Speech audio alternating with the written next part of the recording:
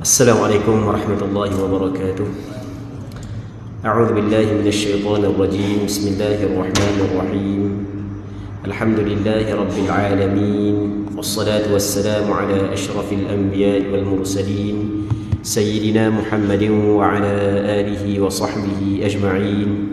اللهم رب اشرح لي صدري ويسر لي أمري واحلل عقدة من لساني يفقه قولي، ولا حول ولا قوة إلا بالله العلي العظيم. اللهم انفعنا بما علمتنا وعلمنا ما ينفعنا وعلمنا ما جهلنا وذكرنا ما نسينا. اللهم يسر ولا تعسر، رب تمم بالخير. اللهم افتح علينا فتوح العارفين، وفقنا توفيق الصالحين. اللهم لا سهل إلا ما جعلته سهلا، وأنت تجعل الحزن إذا شئت سهلا. اللهم اجعلنا من السعداء المقبولين، ولا تجعلنا من الأشقياء المردودين. اللهم صل وسلم وبارك على سيدنا محمد وعلى آله وصحبه أجمعين، والحمد لله رب العالمين. InsyaAllah kita sambung semula pengajian kitab Al-Adhkar An-Nawawiyah yang dikarang oleh Imam Nawawi rahimahullahu subhanahu wa ta'ala, wa nafa'ana Allahu bi'ulumihi fid darain amin.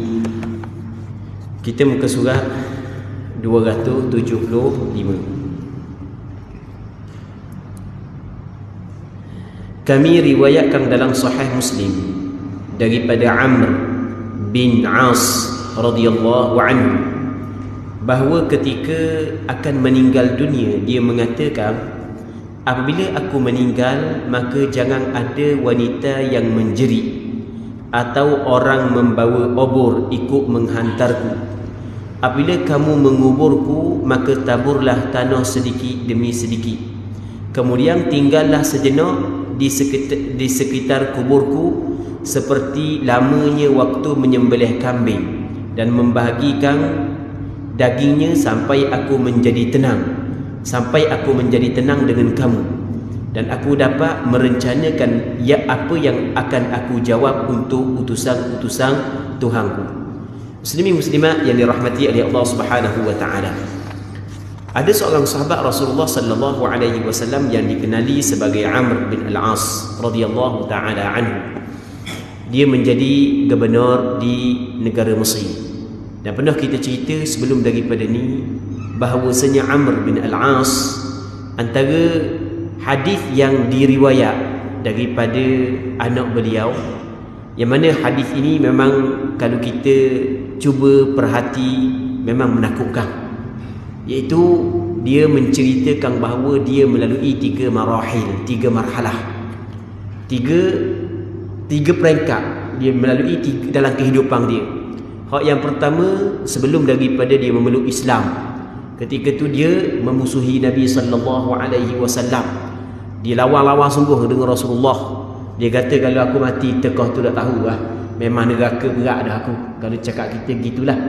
Baik, ni kita cerita mengikut bahasa kita, sebab dia cakap Arab. Kita kan bodoh, sebelum ni dia cakap Arab, dia cakap Melayu. Lepas daripada tu dia pun beriman kepada Nabi sallallahu alaihi wasallam. Masa tu dia belum lagi memegang apa-apa jawatan.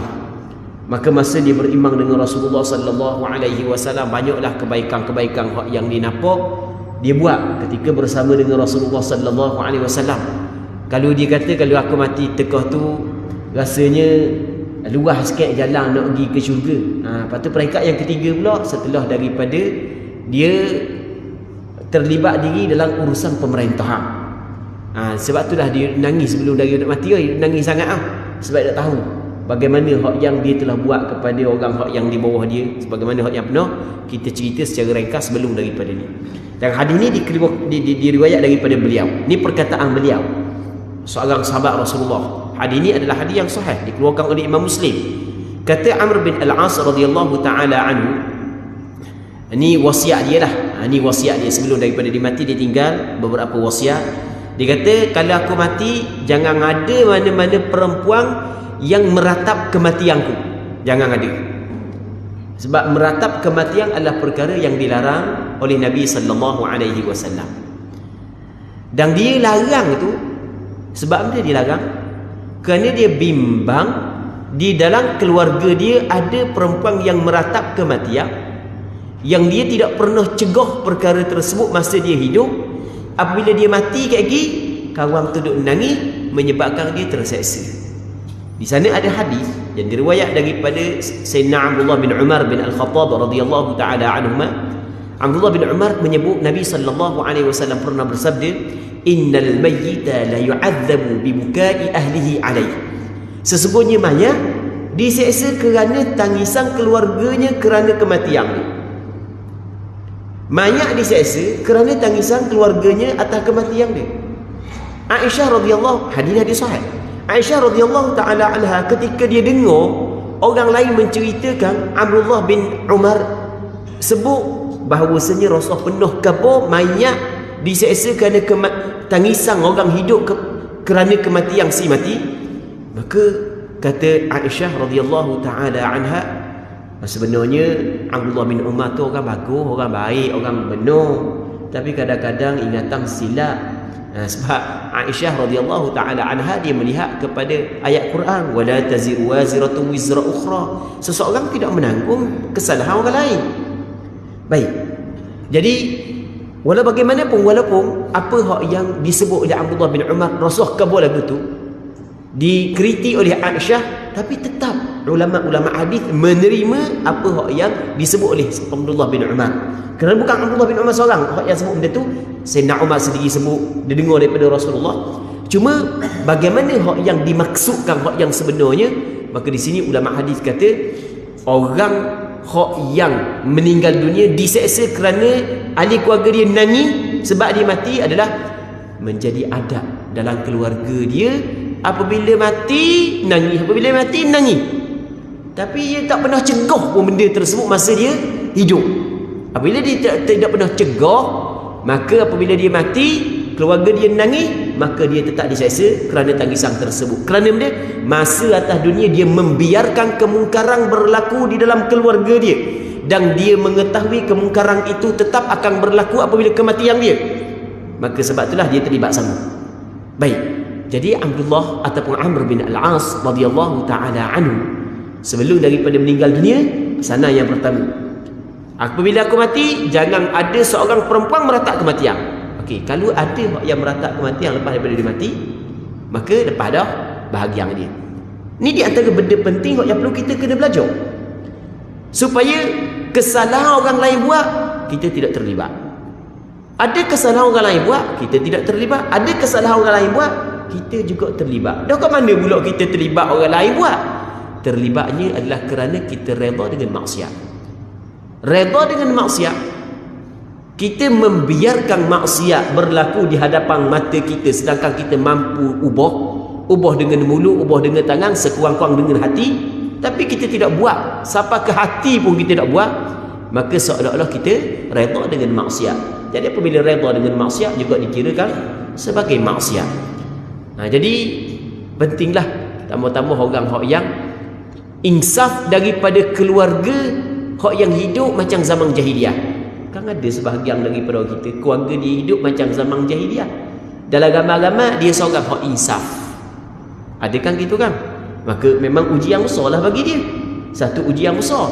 Tapi bila walaupun besar ujian, tapi kita kena ingat ganjaran pahala juga besar. Besar mana pun ujian kita, tak lawan lagi besarnya ujian para Nabi. Para Nabi adalah orang yang paling teruk diuji daripada bermacam-macam sudut, sehingga daripada sudut sakit pun paling teruk. Rasulullah kata gitu, demam. Mari sahabat tanya, Rasulullah, mu demam, demam. Teruk mu demam Rasulullah. Kata Rasulullah, aku demam 2 kali berbanding denganmu. Sebab anda Rasulullah, sebab Allah Ta'ala nak bagi ganjaran pahala, ya, kerana Allah Ta'ala nak menggandakan ganjaran pahala. Belah-belah demam ketar gitu, orang tanya jawab semacam. Baik, tu Nabi SAW buat berganda-ganda. Demam dia, sakit dia berbanding dengan sakit. Itu ujian yang diberikan kepada para Nabi. Ada sebahagian daripada orang kita, keluarga dia macam hidup dalam zaman jahiliyah, tapi dalam agama Allah Ta'ala pilih dia untuk insaf. Maka antara benda yang penting bagi dia adalah dia menjalankan terus tanggungjawab yang Allah Ta'ala pertanggungjawabkan kepadanya. Antaranya adalah dia dakwah, mengajak kepada kebaikan, mencegah kemungkaran. Kenapa bila dia buat perkara-perkara tersebut, maka dia telah terlepas dengan kesalahan-kesalahan yang akan dilakukan oleh keluarga dia sepeninggalan dia nanti. Baik, muslimin muslimat yang dirahmati oleh Allah Subhanahu wa taala. Yang pertama dia kata, kalau aku mati jangan ada mana-mana wanita yang menjerit. Hysteria, dia tulis gitu terjemahan dia. Dia naihah. Kalau dalam kitab Arab disebut perkataan naihah. Naihah ni perempuan yang meratapi kematian dengan nolong, dengan nangis, sayek baju, tapau muka, dia rambut-rambut. Ia belaka tu dipanggil naihah. Macam-macam lah. Soyok baju, lepas tu tapau muka, soyok dia rambut-rambut, nolong. Itu masuk naihah belaka. Atau orang membawa obor ikut menghantarku. Jadi kalau mati, janganlah ada orang yang bawa api ikut aku pergi ke kubur. Jangan. Ni panggil dia, panggil nak tafaul dengan benda yang baik. Kan kita ada gunakan sempurna benda baik kan. Jadi api ni tak comel. Sebab itulah ulama menyebut berpandukan kepada hadis ini, makruh kita bawa api di kubur, melainkan kalau dah terpaksa kena tanang malam, kena bawa lah api. Terpaksa nak buat benda dah, kalau tu tak ada masalah lah. Baik, katanya apabila kamu menguburku, maka taburlah tanah sedikit demi sedikit. Taburlah sikit-sikit, janganlah benda buat degung-degar pakai degung. Kalau zaman kita kau pakai benda kereta tolak tu, kereta blazer tu degung bagai selesai. Cepat sikit daripada sikit orang. Baik, kemudian tinggallah sejenak di sekitar kuburku seperti lamanya waktu menyembelih kambing. Di sini kambing, tapi amba cek balik dalam beberapa, sebenarnya perkataan dalam hadis yang disebut perkataan jazur, yang mana kebanyakan ulama-ulama hadis ketika menafsirkan perkataan beliau ini, dikata sebenarnya sembelih seekor unta. Sembelih seekor unta. Jadi koda tempoh masa sembelih seekor unta, tapi kira tempoh sembelih seekor unta dan membagikan daging.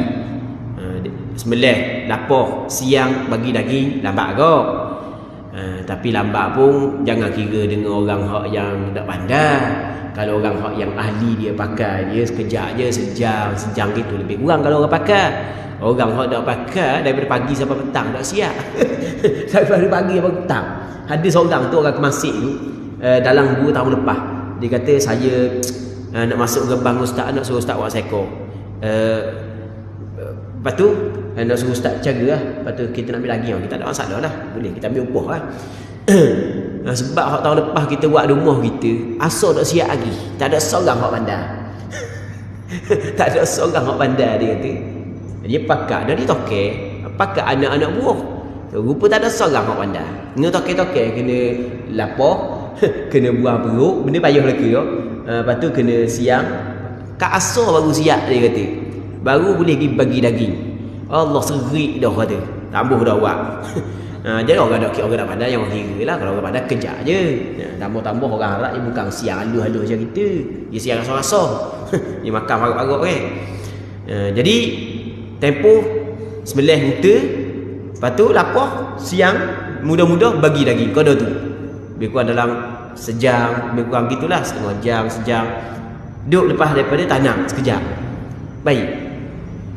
Maka ulama kata comel sebenarnya selepas daripada dikebumikan si mati, kita duduk sekejap berdoa untuk si mati, ataupun kita membaca sebahagian daripada ayat Al-Quran di kubur. Cuma sampai dak pahala baca ayat Quran kepada si mati, ketika kita baca Quran tu ada perbincangan, kita akan bincang lagi. Katanya lagi, sampai aku menjadi tenang dengan kamu. Supaya aku jadi tenang, ada temang dah, ada temang, dan aku dapat merencanakan apa yang aku akan jawab untuk utusan-utusan Tuhanku. Bukan aku itulah, utusan Tuhan.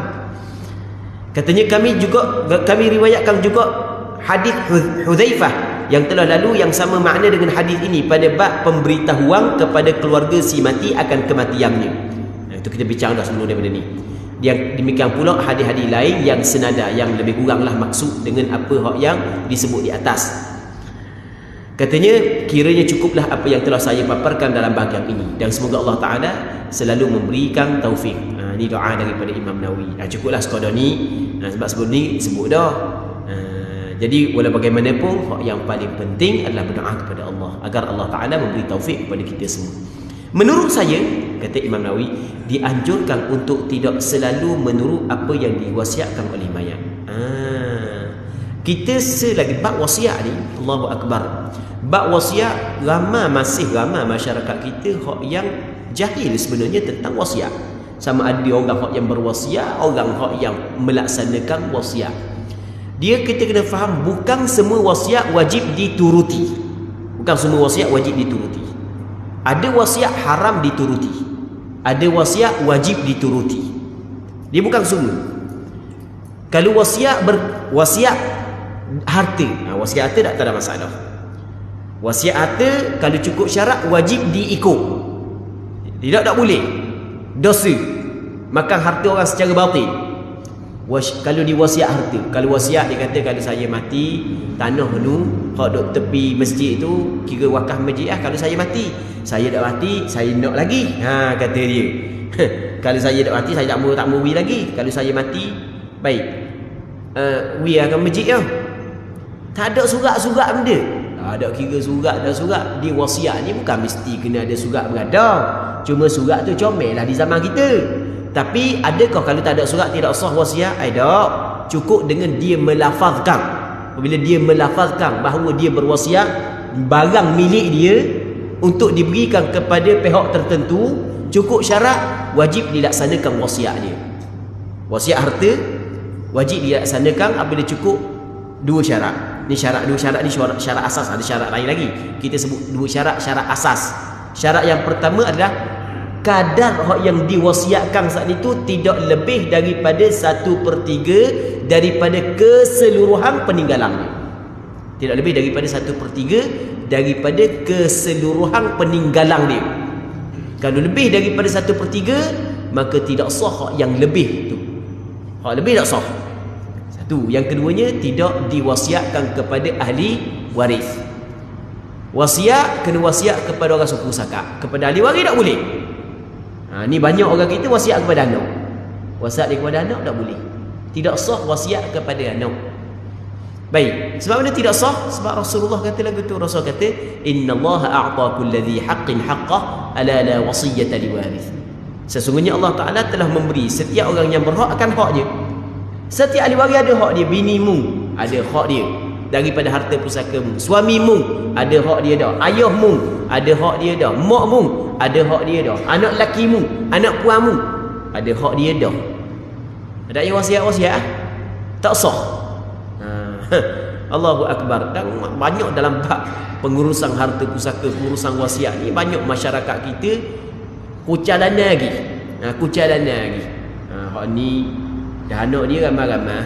Ramai-ramai hak cara dia dua orang je, hak lain tak cara. Jadi orang lain tak cara, hak cara dua orang. Jadi dengar molek. Mu dengar molek. Kalau mak mati, mak tak mau yang saya hidup Kalau mak mati, hak cara mak je hak boleh harta saka. Hak dak cara mak sikit-sikit je. Tu tak boleh tu. Tu dipanggil wasiat. Tu tak boleh. Tidak sah wasiat. Kerana dia wasiat kepada ahli waris. Dan orang kita ni, Allah Rabbi, memang banyak benda yang perlu diperbaiki dalam bab ni. Jadi dia tidak faham. Dia ingat sebab pusaka ni adalah berbakti kepada orang yang mati. Jadi ada orang faham lagu tu. Orang faham. Jadi mu jaga mak banyak, aku jaga mak banyak, aku boleh saka banyak. Mu tak jaga mak tak boleh saka, atau mu boleh sikit aja. Tu dia telah mereka-rekakan hukum pula. Dia letak pula sebab dapat pusaka kerana berbakti kepada dua ibu bapa. Tu salah. Kalau sebab dapat pusaka berbakti kepada dua ibu bapa, misi-misi di hospital paling banyak boleh harta zaka. Sebab dia dah jaga pesakit orang. Siapa berapa orang berapa setiap hari berapa orang mati. Misi duk jaga, anak duk jaga pun. Kalau kerana tu. Tu sebab itulah Kena faham dalam bab ni. Dia bukan kerana berbakti kepada dua ibu bapa sebab dapat pusaka, bukan. Bab berbakti satu bab, bab saka satu bab yang lain. Baik. Jadi wasiat muslimin muslimat yang dirahmati oleh Allah Subhanahu wa taala, ada hak yang wajib dilaksanakan. Contoh, si mati berwasiat harta dia. Dia kata harta saya banyak ni, saya nak bagi ke pondok, nak bagi ke tahfiz, bagi kepada orang hak susah tu, bagi kepada anak dara bukan ahli waris dia lah, bagi kepada adik dia, bukan hak ahli waris lah. Kalau ahli waris tak boleh lah. Bagi ke masjid, bagi ke surau, bagi ke parti, sebagai contoh, dibolehkan sebab bukan ahli waris dia. Kalau ahli waris dia, tidak dibolehkan. Baik. Dan ada wasiat yang diharamkan kita laksanakan ikut. Antara wasiat yang haram kita laksanakan adalah jadi kalau ayah mati, harta tu kena ingat, ni pesanan ayah ni. Ayah pesan ni. Ayah belah-belah sakit ni, ayah sanggup cakap belah-belah jebek-jebek ayah ni. Dia rasa dah lama dah mati patut ayah nak pesan ni. Kalau ayah mati, harta saka bagi sama rata belaka. Laki puang, ayah laki lebih daripada puang, bagi sama rata belaka. Baik. Kalaulah ahli waris dia mengikut apa hak yang ayah dia suruh saat ni tu, ataupun si mati suruh, maka berdosa. Melainkan kalau mendapat persetujuan daripada kesemua ahli waris. Sebab dia? Sebab dia telah berwasiat kepada ahli waris. Faham tak wasiat kepada ahli waris? Maksud dia, kalau bagi sama rata ni sebenarnya wasiat kepada ahli waris. Maksud dia wasiat kepada ahli waris. Asalnya ni hak lelaki, ni hak puang. Hak lelaki boleh dua bahagian, hak puang boleh satu bahagian. Boleh faham kan? Wasiat sama rata maksud dia kepada orang puang, kepada orang puang sebenarnya. Mengurangkan bahagian lelaki dan diberikan kepada perempuan yang lebih. Itu maksud bagi sama rata. Maka di situ salah. Baik. Jadi kalau ahli waris bersetuju, tak ada sebarang paksaan, tak ada masalah lah. Tak ada masalah. Tapi jangan kerah pula. Ni pesanan si mati. Ni pesanan si mati. Awak kerah kat tu pula. Udah faham? Si mati bila mati, harta dia bukan milik dia dah. Bukan milik dia dah. Milik Allah Subhanahu wa taala. Inna nahnu narithul arda wa man 'alayha. Sesungguhnya kami Allah Taala yang mewarisi bumi dan mereka yang ada di atas bumi. Allah Taala bagi pinjam je kamu. Masa mu hidup atas dunia ni, apabila mati, harta tu menjadi milik Allah Taala dan Allah Taala akan meletakkan harta tersebut kepada orang yang Allah Subhanahu wa taala kehendaki. Tu kita kena faham dulu asas.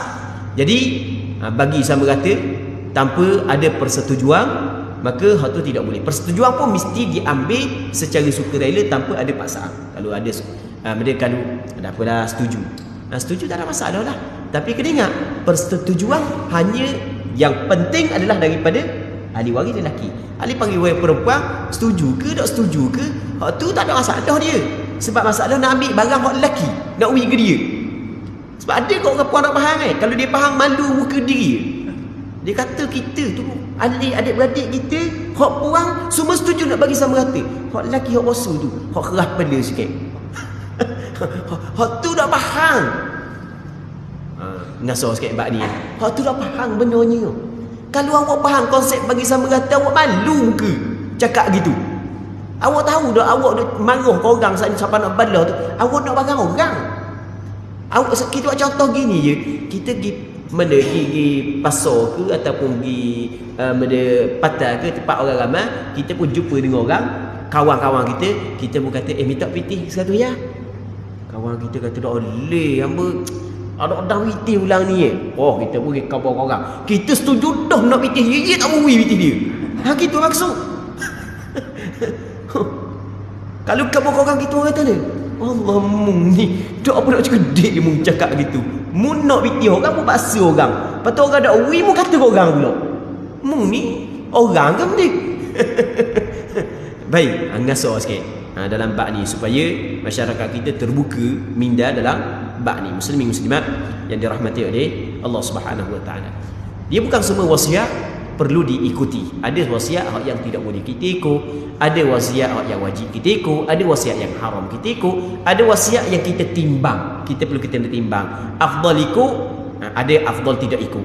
Sebab itulah Imam Nawawi sebagai seorang ulama hadis dalam masa yang sama adalah pakar dalam fiqh, dia kata lagu mana? Menurut saya Dan pandangan dia ketika dia kata menurut saya, dia bukan pandangan dia seorang, bukan, ini adalah pandangan ulama-ulama yang lain. Dianjurkan, digalakkan untuk tidak selalu menurut apa yang diwasiatkan oleh mayat. Jangan ikut belaka, kena tengok dulu. Kita kena letak di atas neraca. Neraca ni takut sensitif sikit Baik, letak dulu di atas timbangan. Letak dulu di atas timbangan. Dia kata mana? Mana kata dia? Namun mana? Menurut saya dianjurkan untuk tidak selalu menurut apa yang diwasiatkan oleh mayat. Namun harus ditanyakan terlebih dahulu kepada para ulama. Itu maksud letak di atas timbangan. Tanya dulu. Dia pesan gini, kata boleh buat tak ulama kata tak kena pesan lagu tu hak yang dia khabar suruh pesan tu benda salah. Tak saya ikut kalau kita ikut, kita pula salah. Dah lah, si mati tu salah dah. Dia apabila dia pesan benda maksiat, dia dah berdosa. Orang buat tu berdosa. Jadi banyak dosa benda tu. Baik, sallallahu alaihi wasallam. Katanya lagi, namun harus ditanyakan terlebih dahulu kepada para ulama. Mereka membenarkan, maka boleh dilakukan. Kalau mereka kata okey boleh, baru boleh buat. Sedangkan yang tidak mereka benarkan, tentu saja tidak boleh dilakukan. Kalau ulama kata, dah boleh ni, yang ni salah jangan buat jangan buat. Di sini saya sebutkan beberapa contoh. Imam Nawawi nak sebut beberapa contoh. Yang mana beberapa contoh ada kemungkinan benda ni berlaku di zaman Imam Nawawi sendiri. Mungkin berlaku di tempat beliau, di zaman beliau. Sebab biasanya contoh yang disebut oleh ulama dalam kitab mereka, biasanya lah kebiasaan contoh yang pernah berlaku. Mereka kalau ulama-ulama mazhab Hanafi, dia banyak contoh-contoh dia, contoh yang tidak berlaku di zaman dia. Cuma dia buat andai kalau gini, hukum gini. Dan kalau jadi gini, kalau buat gini, apakah hukum? Dan kalau buat gini pula, apakah hukum? Kalau buat gini pula, apakah hukum? Itu kelebihan mazhab Hanafi. Dan hak yang uniknya, benda hak yang tidak pernah berlaku di zaman dulu, hak yang diandai-andai oleh ulama fiqh mazhab Hanafi, tiba-tiba di zaman kita berlaku. Di zaman kita benda hak yang mereka andai-andaikan tu berlaku dak sekarang di zaman kita. Baik. Jadi ulama mazhab Hanafi telah jelas dah hukum sebelum daripada ni, benda tersebut yang tidak berlaku di zaman dia, hanya andaian-andaian saja, tiba-tiba di zaman kita berlaku. Jadi mudah ulama-ulama mazhab Hanafi untuk meletakkan hukum kerana telah dibincang oleh ulama-ulama sebelum ni. Baik. Katanya di sini saya sebutkan beberapa contoh. Apabila mayat mewasiatkan untuk dikuburkan di perkuburan wilayahnya yang merupakan perkuburan orang-orang soleh, maka wasiat ini harus dilaksanakan. Jadi dia kata diwasiat, kalau saya mati, di kampung dia tu ada berapa kubur? Ada kubur A, kubur B, kubur C. Kubur A, orang soleh saja duduk situ. Tok imam, tok bilal, ustaz, tok guru Quran duduk situ. Baik, orang baik-baik saja duduk situ. Patut ada kubur B pula, set-set belagayang amal duduk situ. Contoh, kita buat contoh. Memang tempat kita dulu belagayang saja. Tempat kita ada bom bayang je. Nak kawasan ni kawasan ni. Dalam ni ada dia. Ada dalam ni kan? Kalau hamba kata ada, kejut kan? Kawasan-kawasan ni dah ustaz tahu mana? Hamba kau bodoh kan? Hamba duduk sini kan? Hamba duduk kawasan ni dulu. Jadi tahu dah. Ke pernah kau belagayang? Ada. Tapi belagayang aku biasa lah. Kenal lah. Ada kawan-kawan kita kenal-kenal. Kawasan-kawasan ni. Jadi kubur A, kubur set-set orang-orang baik saja. Kubur B, set-set belagayang aja. Duduk situ. Set dikir barat, benda set main benda kalau dulu mak yong, set main teri, set tu mak yong teri. Tak ada dah. Tak apa ingat masa hamba kecil ada kau main kawasan tonton nasi sekali dulu. Belakang ni. Masa hamba kecil dulu lah kata. Dulu memang ada belakang kata kamu. Baik. Kau tak nasi kau pak masih hamba lupa dah. Ni kau masih kau tak nasib dinu lah. Alik dia. Alik tah ke nak kita ke barang.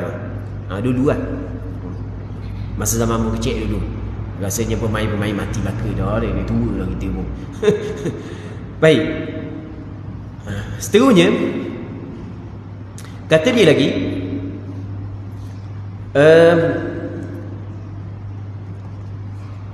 maka wasiat ini harus dilaksanakan. Ni comel kita ikut wasiat dia. Dari wasiat untuk tanam perkuburan soleh. Maka comel lah kita ikut.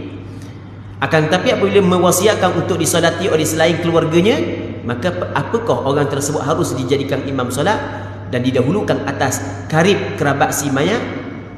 Dia pada asalnya apabila kita mati, orang yang paling berhak menjadi imam sembahyang mayat kita adalah ahli keluarga kita. Orang hak yang paling berhak. Orang hak yang paling berhak, anak kita, ayah kita, tu yang paling berhak. Hak dia. Tiba-tiba si mati berwasiat, kalau saya mati minta orang tu jadi tu imam lah. Jadi sekarang ni ulama bincang lalu dah. Sekarang ni si mati telah mencabut hak orang lain. Okay, boleh faham kan? Si mati telah dia cabut hak orang lain. Kalau keluarga dia bersetuju, tak apalah, memang kita setuju dia sungguh jadi tu imam. Tu jelas dah. Sekarang ni keluarga dia nak jadi tu imam tau.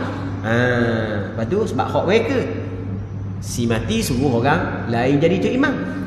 Mana hak yang perlu kita kena utamakan? Ada perbincangan di kalangan ulama, masing-masing mengeluarkan pandangan. Imam Nawawi buat kesimpulan, ada perbezaan pendapat di kalangan ulama dalam masalah ni. Pada mazhab kami, mazhab Imam Syafi'i, yang benar, pandangan yang betul adalah bahawa karib kerabat lebih berhak. Maksudnya lebih afdal tidak diikutkan wasiat dia. Sebab dia, sebab menjadi imam sembahyang mayat bukan hak si mati, tapi hak keluarga dia. Kau dia faham? Hak siapa sekarang ni? Ini ulama mazhab Imam Syafi'i bincang, hak siapa sebenarnya mayang jenazah ni? Hak si mati. Hak si mati kalau hak dia dah mati lagi dia. Bukan hak si mati, hak orang hidup. Hak keluarga dia, maka utamakan orang hak yang berhak berbanding dengan orang lain. Itu pandangan sebahagian ulama. Sebahagian ulama kata ikut wasiat dia. Ala kulli hal, tidak wajib ikut wasiat dia dalam bab ni. Tidak wajib. Jangan pula duk riuh ni. Si mati suruh orang lain jadi itu imam, tapi keluarga dia nak jadi itu imam. Duk riuh. Hak duk riuh kat itu, hak tak tahu kalau benda tu. Hak tak tahu kalau benda, tak tahu hukum hakam. Jadi orang tahu kakak relax je, tak ada masalah apa. Masalah ni sebenarnya dia wajib mengikut wasiat dia. Ni bukan buat wasiat berkait dengan harta Kalau berkait dengan harta baru wajib. Itu pun kalau cukup syarat. Baik. Katanya, tetapi apabila orang yang diwasiati adalah orang soleh, memiliki ilmu agama dan memiliki akhlak yang baik, maka karib kerabat si mayat yang standardnya masih di bawah orang itu sepatutnya mengikut wasiat tersebut untuk menjaga hak-hak si mayat. Jadi kalau orang hak jadi wasiat dia orang soleh, orang baik, orang hak yang Allahu Akbar, memang mulut basah dengan zikir, mengharapkan mustajab doa dia, dia suruh orang tu dia sembahyang jadi itu imam, maka utamakan dia lah berbanding dengan keluarga dia. Melainkan kalau keluarga dia setaraf dengan orang tersebut, barulah didahulukan keluarga dia. Baik. Kalau keluarga dia, Allah, isap rokok buat hangat keluarga dia. Baca pun telur lagi. Nak suruh jadi itu imam. Jadi biar lain lah. Biar orang lain. Itu hak yang paling comel. Katanya apabila mewasiatkan untuk dikuburkan dalam peti mati, maka wasiatnya tidak perlu dijalankan. Dia kata kalau saya mati, jadi saya pesang dengar molek saya wasiat tanang saya dengan khanda kita tu, peti tu, kotak tu, maka tidak perlu dilaksanakan wasiat tersebut. Sebab dia, sebab makruh tanah dalam khanda. Tu kita kena faham. Di dalam kitab disebut tabut, kotak, makruh. Sebab dia hak yang sunatnya dua. Kita cerita dah sebelum daripada ni. Yang pertamanya dia lahad, yang keduanya syab. Antara dua ni hak yang paling afdal adalah lahad. Sebagaimana hak yang kita bincang sebelum ni. Kerana dia, kerana Rasulullah dikebumikan dengan lahat. Dan Allah Ta'ala tidak memilih kepada insan yang paling dikasihi oleh Allah melainkan benda yang terbaik. Baik, sebab itulah ada sebahagian daripada sahabat sebelum daripada mati, dia telah pesan dah kepada anak-anak dia, kepada keluarga dia, kalau aku mati, buatlah lahat kepada aku sebagaimana dikebumikan Nabi SAW. Jadi si mayat wasiat, kalau hamba mati, letak dalam khanda, tak mahu letak dalam lahat dengan syak, tak mahu. Dah kena ikut ke tak? Tak boleh ikut lah. Sebab ikut benda-benda hak yang dilarang. Benda hak yang makruh tak ikut lah.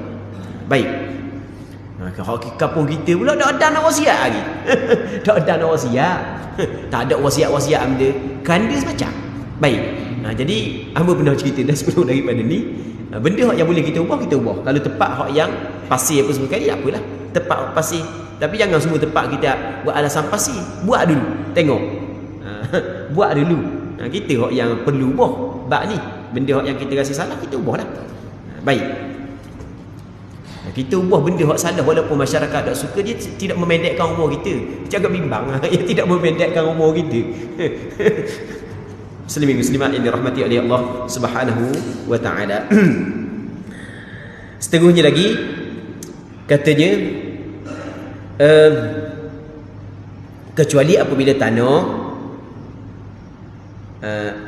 perkuburannya lembek atau berair, itu lainlah. Tak apalah, tak adalah khanda, dah lembek, berair, sehingga perlu dikuburkan dalam peti dan wasiatnya dijalankan. Itu perlu dijalankanlah. Belanja untuk peti saat itu diambil dari harta si mayat, sama seperti untuk kafan. Tak apalah, dia pada asalnya benda hak yang tidak sepatutnya tidak boleh ambil daripada harta pusaka. Sebab benda hak yang tidak sepatutnya kan dia tak boleh ambil daripada harta pusaka. Hak tu hak yang asalnya. Sebab bukan hak yang sepatutnya. Tapi kita alhamdulillah di tempat kita ada khairat kematian kan. Biasa pihak khairat kematian kan hak yang bagi. Tapi kalulah pada asalnya kalau tak ada khairat kematian, nak ambil daripada harta saka, tidak boleh ambil daripada harta saka untuk benda khanda. Sebab dia bukan termasuk dalam benda yang diwajibkan. Itu kita kena faham, bukan termasuk dalam benda yang diwajibkan. Melainkan apabila ada keizinan daripada kesemua ahli waris yang mewarisi harta si mati. Tu pun ahli waris yang nak beri izin mesti kena cukup syarat dia. Syarat yang pertama mesti kena balik. Kanak-kanak ahli waris dia tidak boleh bagi izin. Syarat yang kedua mesti kena berakal. Kalau ada OKU ataupun orang gila di kalangan ahli waris, maka tak bolehlah nak ambil harta pusaka untuk digunakan benda yang tidak wajib. Dia benda yang tidak wajib sebagai contoh benda khanda, bagi tempat-tempat hak yang tidak memerlukan kepada khanda. Lepas tu antara contohnya benda lagi hak yang tidak diwajibkan, bagi duit kepada orang yang datang sembahyang jenazah, buat tahlil. Hak ni benda hak yang tidak diwajibkan, maka tidak boleh diambil daripada harta pusaka si mati. Apatah lagi kalau di kalangan ahli waris ada golongan mahjurun alaih, golongan yang dihalang daripada menguruskan harta. Kanak-kanak orang gila, maka lebih kena berhati-hati dalam menguruskan harta pusaka. Baik, kalau orang hak yang balik, orang hak yang cerdik belaka, maka boleh kita ambil, tapi dengan syarat mendapat persetujuan daripada kesemuanya. Dan mana ahli keluarga kita setuju ke kita buat makan sikit? Orang hak yang mari cara kita kubur apa semua sekali, mari jauh apa semua sekali, nak agak kita nak bergacok pun tak ada. Takkan kita mau buat makan sikit ke dia, buat air siang kat dia. Lepas tu nak mana kita ambil saka ni, boleh tak buat makan kat kata tak apa, boleh pakat buat. Setuju belaka, okey, tak ada masalah lah, setuju belaka. Baik, seterusnya kata dia orang yang meninggal mewasiatkan untuk dipindahkan ke wilayah lain, maka wasiatnya tidak perlu dijalankan. Ya, kalau kita mati di satu tempat, antara benda yang dibincang oleh ulama, boleh tak kita nak tanam di tempat lain? Tak mahu tanam di tempat yang mati tu, nak tanam di tempat lain, boleh ke tak? Di sini ada perbincangan di kalangan ulama. Secara ringkas dia mengikut pandangan mazhab Imam Syafi'i, tidak boleh memindahkan si mati daripada satu tempat kepada satu tempat yang, okey, di kampung dia mati sini, Tiba-tiba nak pergi tanam mana? Nak pergi tanam mamang. Oh jauh pula pergi tanam ke mamang. Biarlah. Sebab si mati baru beli kereta baru, dah nak naik lagi. Jadi kita bawa dulu sekali. Kereta baru dia atas ke mamang. Tak boleh. Sebab dah apa dia atas ke mamang? Sebab dia memang keluarga dia, ayah dia ke mamang, mak dia orang sini. Tak boleh.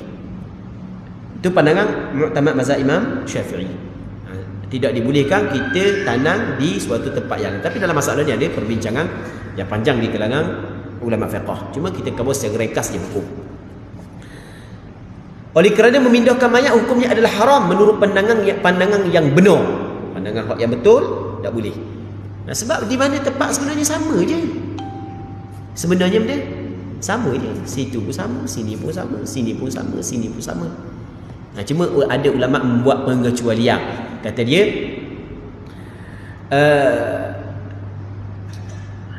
menurut pandangan yang benar dan dikemukakan oleh kebanyakan ulama. Ini pandangan majoriti ulama. Cuma pendapat lain mengatakan makruh. Sama ada makruh ataupun haram, kedua-duanya adalah dilarang. Cuma ada sebahagian ulama mengatakan bahawasanya kalaulah pindah di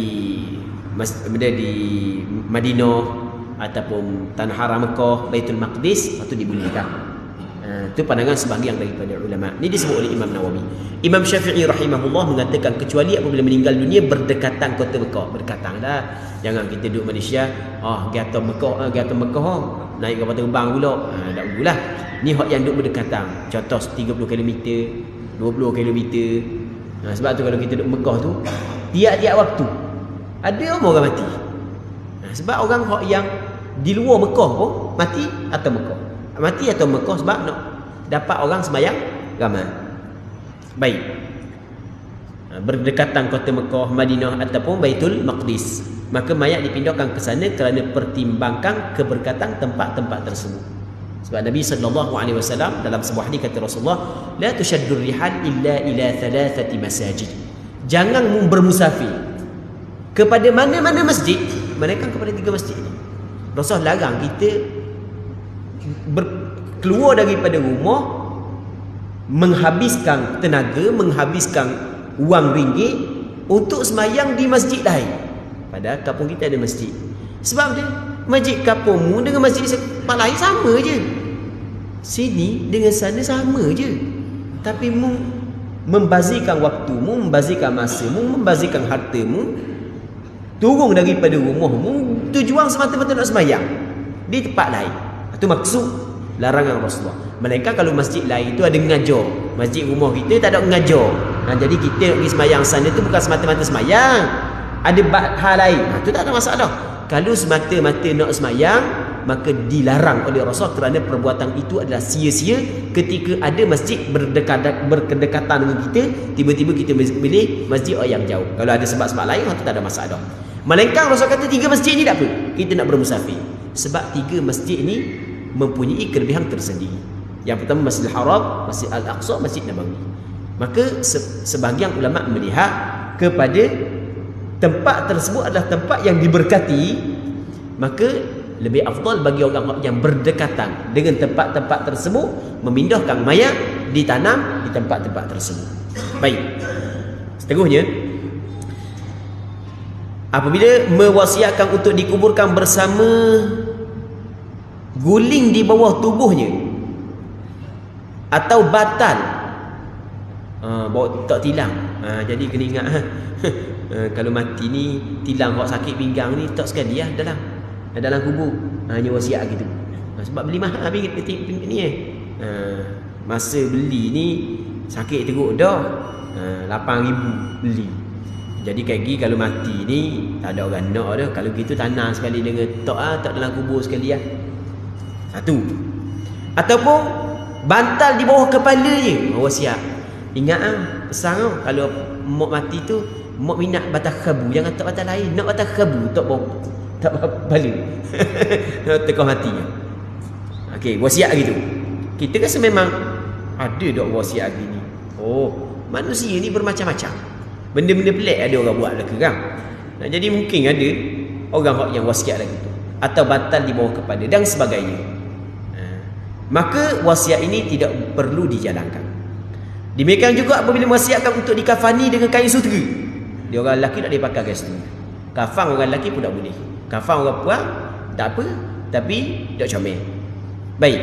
Kerana mengkafani mayat lelaki dengan kain sutera hukumnya haram, dan mengkafani wanita hukumnya makruh. Perempuan makruh, orang lelaki adalah haram. Orang perempuan masa atas dunia boleh dipakai sutera. Orang lelaki tak boleh pakai sutera. Nak kapang kain sutera pada orang lelaki tak boleh. Ni tak kain sutera. Kena ingat ayah mati ni sutera yang paling mahal ni. Memang kita tak jual ni, orang nak beli banyak dah. Sebab benda ingat nak orang kapang. Nak orang kapang sejuk sikit dalam kubur. Baik. Jadi tak boleh. Sebab benda yang orang lelaki pakai kain sutera hukum dia adalah diharamkan. Berwasiat untuk melakukan perkara yang diharamkan tidak boleh dilaksanakan. Baik. Katanya mayat benci dalam hal ini seperti mayat lelaki apabila diwasiat benda. Mayat benci dalam hal ini. Kena tengok, kita arak dulu benda maksudnya. Lebih-lebih mayat benci je. Sekejap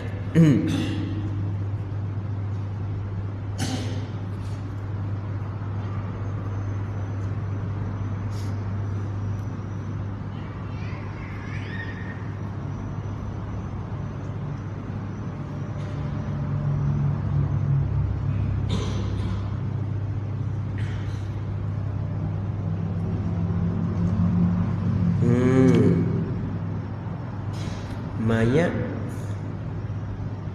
banci, orang baca beci, silap. Mayat banci, khunsa. Jadi kalau mayat khunsa dalam hal ini seperti mayat lelaki. Kita orang lelaki haram pakai sutera. Orang puang orang lelaki haram pakai sutera. Khunsa haram juga pakai sutera. Orang puang boleh pakai sutera. Niat masih hidup. Orang lelaki wasiat kalau dia mati kapang dengan sutera, maka hukum dia adalah haram. Orang puang dia wasiat kalau dia mati kapang dengan sutera, hukum dia makruh. Maka sama ada haram ataupun makruh tidak boleh diikut wasiat dia. Tinggal lagi khunsa. Khunsa ni duduk kategori mana? Sama dengan puang ke sama lelaki? Dia katakan ni. Dan mayat banci, mayat perempuan khunsa ni orang yang mempunyai dua alat kelamin. Dalam hal ini seperti mayat lelaki. Maksudnya haram dikafankan dengan sutera, maka kalau dia berwasiat tidak boleh diikut wasiat dia. Apabila mewasiatkan untuk dikafani dengan jumlah kain yang lebih daripada jumlah yang disyariatkan. Yang disyariatkan orang lelaki 3 lah, orang puang 5. Orang lelaki kata nak 5. Nak 5 kau. Baju dalam, lepas tu serban, baju dalam, serban, kain 3 dah situ bang. Lepas tu 2 helai kain yang menutupi 5. Diwasiat gitu. Adakah perlu diikut ataupun tidak? Nanti kita tengok. Katanya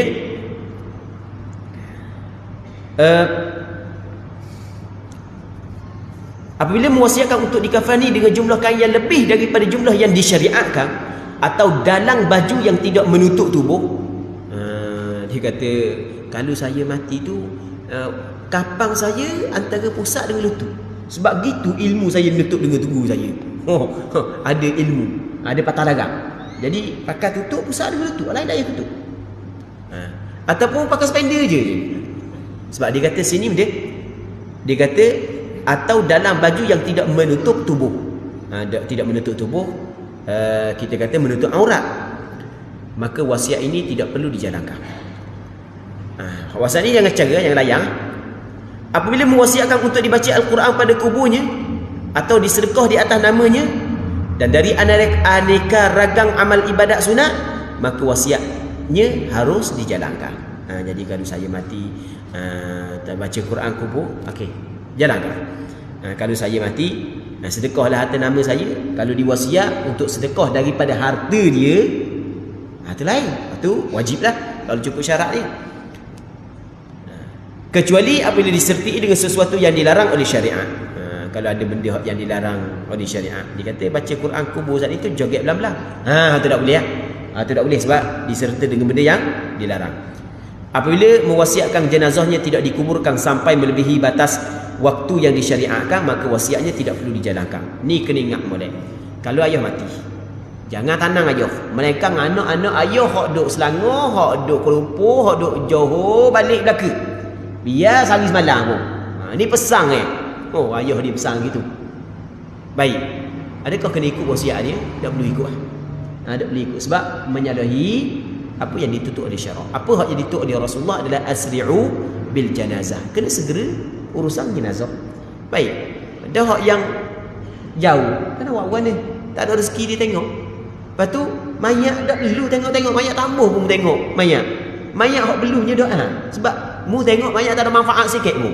Untuk mayat, untuk kita mungkin ada manfaat, untuk mayat tak ada manfaat.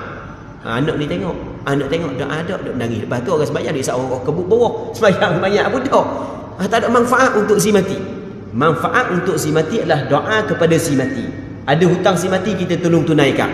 Lepas tu kalau sekiranya si mati ada tinggal puasa, kita tolong qada puasa untuk si mati. Ataupun kita tolong bayar fidyah untuk si mati. Akhirnya tu barulah bermanfaat untuk si mati. Bersedekah atas nama si mati, barulah bermanfaat untuk si mati. Baik. Nangi tengok tu sikit pun tidak bermanfaat kepada si mati. Jadi kalau dia kata jangan tanang, mereka melalui tempoh waktu yang tertentu, maka jangan diikut wasiat tersebut. Kerana wasiat tersebut adalah sadar, menyalahi tuntutan syariat. Apabila mewasiatkan untuk dibina suatu bangunan di atas kuburnya, maka wasiat ini tidak perlu dijalankan. Kerana perkara itu hukum haram hukumnya. Ayah ni rasa dah lama dah. Dah lama dah ni. Dan dah kalau dang agak kalau dang dengan rasa duit bonus tu alhamdulillah. Duit ke duit SP alhamdulillah. Kalau dak dang ingat kalau dak dang sebab ayah kerja lama kubur biti dekat duit SP jadi buat rumah suti atas kubur ayah. Biar ayah rasa lega sikit, padang lelah ayah kerja lama tau. Wasiat tu dak payah dak ikut lah. Sebab bina di atas kubur adalah benda yang dilarang. Baik. Apabila mewasiatkan untuk dibina suatu bangunan di atas kuburnya, maka wasiat ini tidak perlu dijalankan. Tak boleh. Kerana perkara itu haram hukumnya. Seterusnya manfaat doa bagi orang yang meninggal. Manfaat doa untuk orang yang meninggal.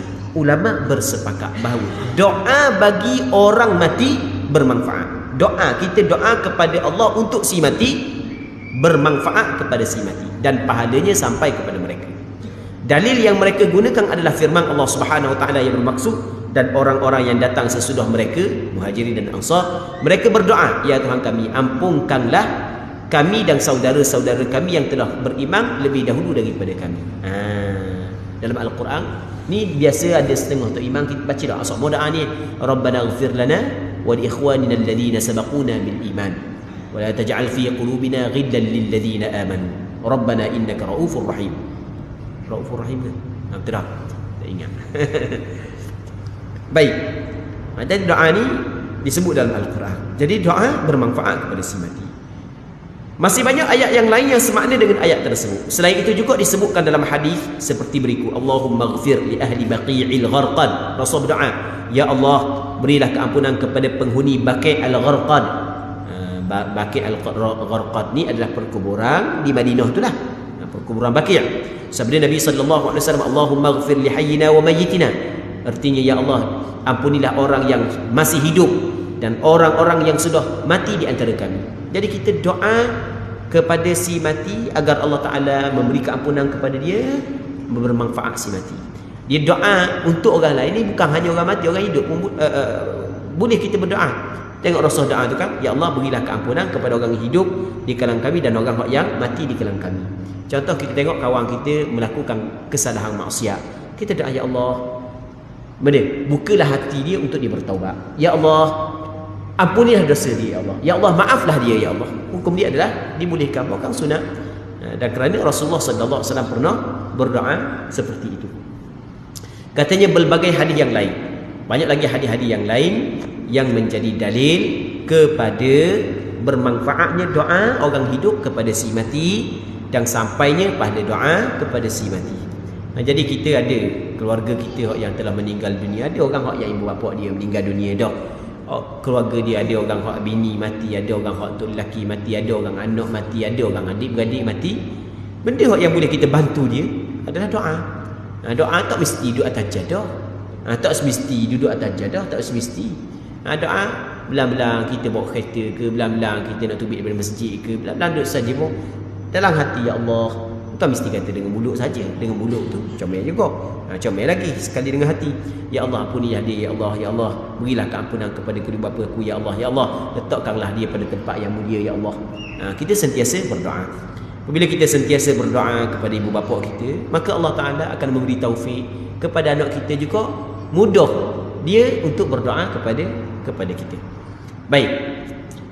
Lepas tu panjang lagi perbincangannya. Jadi untuk malam ni kita berhenti sini dulu. Kita mengharapkan apa yang kita bincang ada manfaatnya dan ada keberkatannya.